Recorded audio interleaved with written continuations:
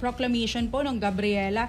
Meron po bang formal proclamation ceremony po para sa Gabriela? Maaari po wala na, Ma'am Raya, maaaring wala na pong magkaroon ng formal na proclamation.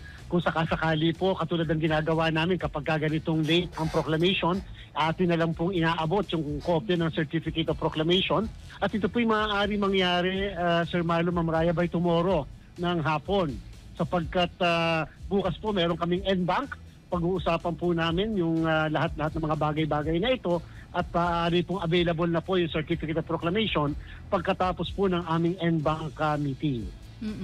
Chairman, ulitin at linawin lang po natin, no? Kasi ang akala po ng marami, ang pag-upo po ng Gabriela ay dahil sa cancellation ng registration ng Duterte Youth Party List. Ma'am Raya, Sir Marlo, hindi po. Opo. Ang dahilan po ng pagkakaupo ng Gabriela Party List ay sapagkat base po sa ating pag-aaral, yan po yung ginawa ng inyong lingkod na pag-aaral, na Opo. hindi po dapat 63 ang miyembro ng party list sa Kongreso. Sa ating pong pag-aaral, dapat po ay ito'y 64 sapagkat base po sa ating computation, kapag ka 63 o 63 ang bilang, ito po ay 19.87% ng kabuuan ng mababang kapulungan. Nakalagay po sa ating saligang batas na ang party list ay dapat 20% ng miyembro ng House of Representatives. Ang 64 po ay 20.1%.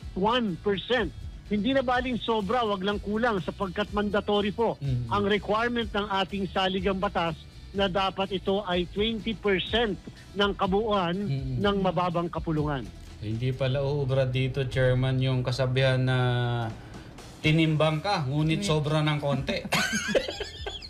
Lumalabas po, Sir Marlo at Ma'am Raya.